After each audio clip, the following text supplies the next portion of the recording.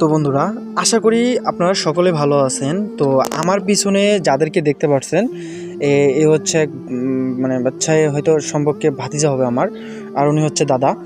তো ইনি দেখতে পাচ্ছেন উনি সুন্দরভাবে একটা টাল, অর্থাৎ আমাদের গ্রাম্য ভাষায় এটাকে বলে টাল।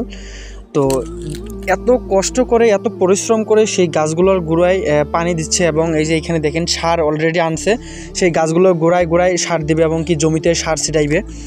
তো আমি আজকে একটা কথাই বলবো, যখন একটা শিশু মায়ের কোল থেকে জন্ম নেয়, জন্ম নেওয়ার পর যেভাবে আস্তে আস্তে তিলে তিলে সেই শিশুকে বড় করে, ঠিক তেমনিভাবেই কৃষক ভাইয়েরা সেই মানে যেগুলা আবাদ করে, মানে যেগুলা জমিতে ফলায়, সেই ফলনগুলো ঠিক তেমনি একটা শিশু বাচ্চার মতো আস্তে আস্তে তিলে তিলে সেই ফলনগুলো ফলায়। তারপর সেই ফলন মানে সেই শাকসবজি অর্থাৎ যেগুলা লাগায় জমিতে, সেই জিনিসগুলোই ফল দেয়, সেই ফলগুলো বিক্রি করে হাটে বাজারে।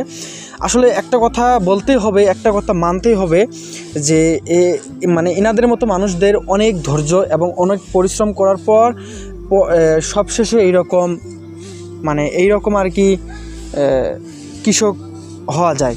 তো দেখতে পাচ্ছেন অনেক কষ্ট করে, অনেক প্রত্যেকটা গাছের গোড়ায় গোড়ায় একটু একটু করে জল দিচ্ছে, যাতে গাছগুলো না মরে যায়। এবং বর্তমান হচ্ছে খরা সিজন, অর্থাৎ আশেপাশে পানি নাই, সেচ দিয়ে পানি নেওয়া হচ্ছে এই ধান বাড়িতে, মানে যে ধানের যে জমিগুলো আছে সেই জমিগুলোতে।